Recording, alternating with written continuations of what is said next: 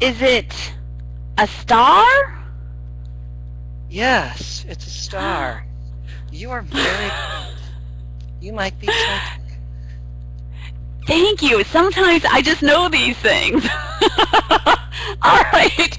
Welcome, everybody. For those of you who are wondering what you just tuned into, it is another edition of the Legal Geeks with your two mega geeks, Jessica, and Joshua Gilliland. Hey, Josh. Hello, Jessica. And for those of you who don't know what movie we were just referencing, shame on you. You're probably way too young. For the rest of you, hopefully you know what we were doing. We were trying to reenact, albeit poorly, the opening scene of the fantastic, the amazing, the mid-'80s classic, Ghostbusters. Yay! And I want to press like Ray Parker on my boombox and start jamming out to Who You Gonna Call. If you even have a boombox still, that's pretty impressive. So. I still carry it around with me. Yeah, we have these wonderful MP3 players, a new iPad out there, but no, I'm still going to carry a boombox. Yes. I actually plugged my shuffle into it, but I just like the look, you know. Yeah. As long as you're leveraging technology, or you know, AirPlay over the boombox from your iPad. That would make sense. Oh, God. All right. We are such geeks, Josh. So anyway, now we have to do the legal part to show that we're legal geeks, not just geeks. We are here today to discuss the Ghostbusters and some of the legal issues that you found, actually, with this movie. So we're going to talk about this a little bit. And let's see, we're going to start off with, well, what are the possible legal issues that you saw in Ghostbusters? There are several, and let's just do some issue spotting, and then we're going to dive into another one entirely. Okay. First issue. Bill Murray is kind of creepy with the ladies in this movie. He's willing to electrocute another dude. Oh, God. Which I think that's my favorite scene in the whole movie. But you think about this, it's like, whoa, wait a minute. He's like electrocuting a college kid to flirt with a co-ed. And like, so there's one. Only 75 more questions to go. Yeah. He goes to Dana's apartment, and she's, you know, playing keymaster and gatekeeper and all that fun stuff. He apparently has enough medication to knock her out. Who travels with that? I know he's a doctor, but doesn't that bother anyone else besides me? I don't think he's that kind of doctor, first of all. I don't think he's a medical doctor. That's a good point. I never thought about that. How does he knock her out? Yeah, why did you have that handy? I mean, that's just start freaking people out, you know, as well. Now we have some regulatory issues. You have proton packs, which apparently are nuclear powered. So there's the Secretary of Energy might want to be involved with that one. And the containment field for the ghosts is also something that would probably be a regulated industry of some kind.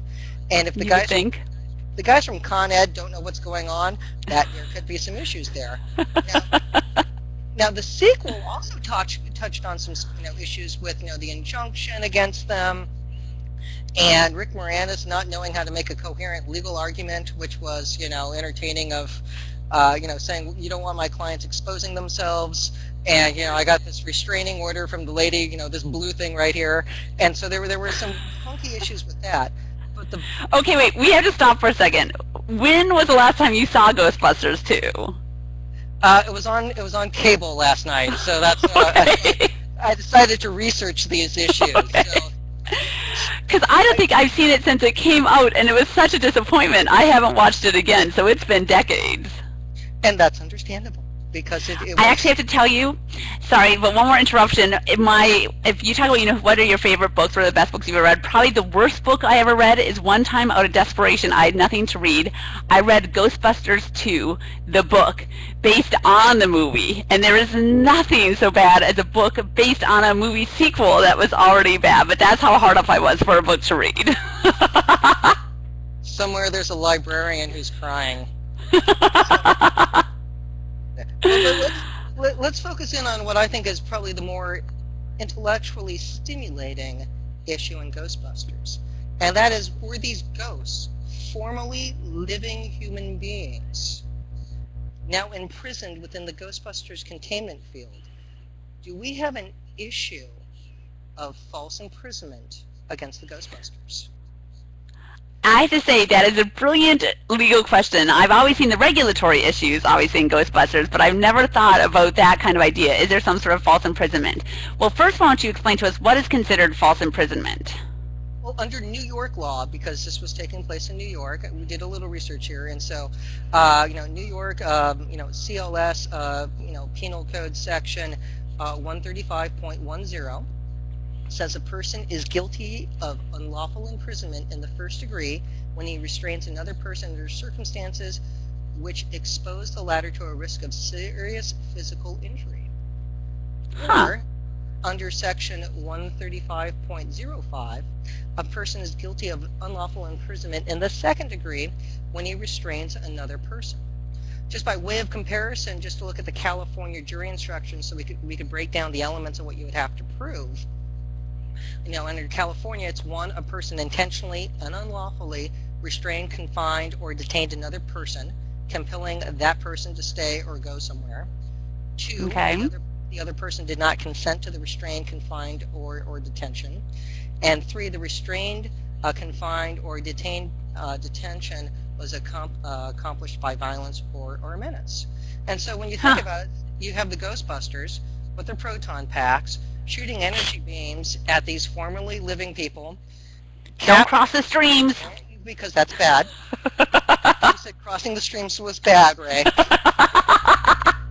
And when you do that, they go into the trap and then they're placed into, the containment field.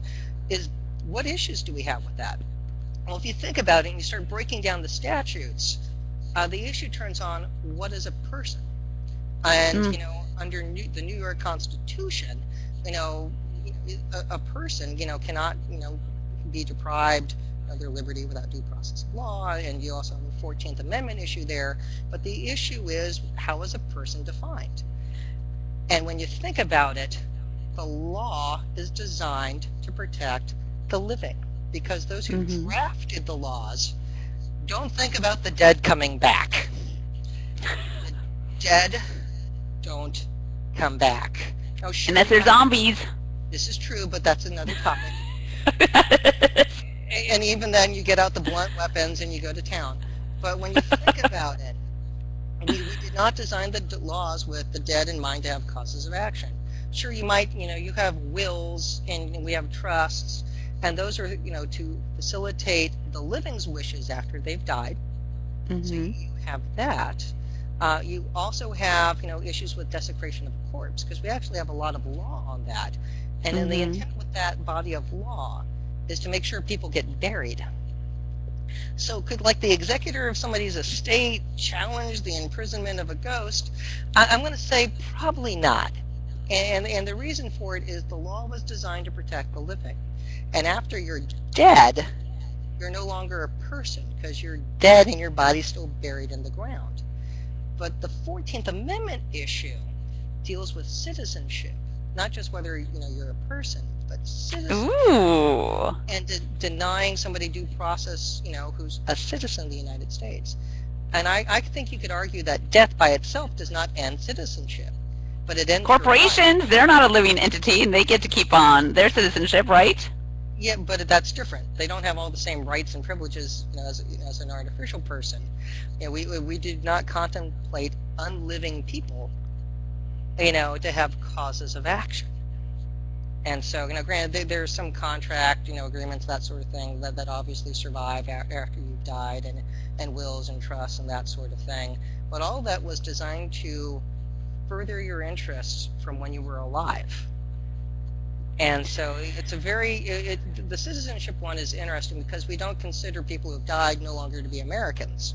We have monuments and huge cemeteries for those who have fought for this country and those who we consider great leaders. We carve faces into mountains. We do a lot to honor those. So citizenship doesn't end with death. However, the laws weren't designed for the undead. Right. And I think that's the big issue, because the laws were designed for the living. Basically, the laws have a finite ending. When you die, your right to seek recourse under the laws is over. Yeah, to a point. I mean, like, again, if the body's out of the casket and running around, maybe you could have, an issue with trying to get it back into the ground type of thing. But, the desecration of a corpse logic is designed to keep people buried, intact. That, and you could even argue that that also is still to protect the living. It's for those who are still alive. I mean, we all actually, as much as when we're dead, and you can get into all kinds of religious discussions there, but none of us like the idea of after we're dead, our bodies can be desecrated. So I would argue that even those kind of desecration laws are really for the living. Yeah. The point is not so much to protect the dead at that point, but to protect those who are living and to give us peace of mind so we know when we die, hopefully our bodies will not be desecrated.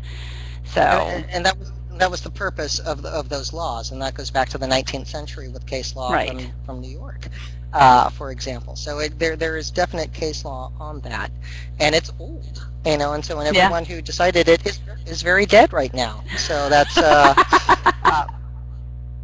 so again, just little things like that you have with the dead trying to raise a claim of false imprisonment because they're in the Ghostbusters containment field. Huh. Well, very interesting. All right, well, coming back to Ghostbusters for a minute, and I should say, too, Happy Halloween. This is kind of a Halloween post talking about ghosts and goblins. So one of these years I've got to go as a Ghostbuster for Halloween. But who is your favorite Ghostbuster? Well, I do have round-rimmed glasses as well, and I've been called Egon more than once in my childhood. So I'm probably going to go with Egon in this one, even though it's... There could be a good argument for Ray. There definitely could be a good argument for Ray, but Egon's probably a safer bet. I have to say, I thought Egon was pretty cool, actually. He had a little bit more of the strong, silent thing going. Annie Potts dug him, so, you'd have that. I think Annie Potts, she's freaking awesome, so I don't think that's a bad thing. Yeah, but then she went for Rick Moranis in the second one, and that's a game changer right there. That's, granted, he was a lawyer. The second one doesn't count. Wipe that out of your... Oh, excuse me. Wipe that out of your mind. Granted, he was a lawyer, so, maybe we can give him a free pass there for way to go, dude, but there's a big issue there. And you, who was your favorite Ghostbuster? It is tough. They all different things. Obviously, Bill Murray, Venkman, he always had an appeal, but now that you've pointed out how creepy he is, I'm a little bit skeeved by that. I always have to say Ray. I mean, he's just so lovable. He's really, so geeky, and I guess I appreciate he's got a lot of that enthusiasm like I have, too. He's a very enthusiastic geek, so I think I relate to Ray. Probably if I were to have to be one, that's the one I would be, kind of the very geeky, gullible, excited one all the time, so... That's a big Twinkie. Indeed. Oh, good times. Yes, well, Jessica, America, stay geeky. Happy Halloween.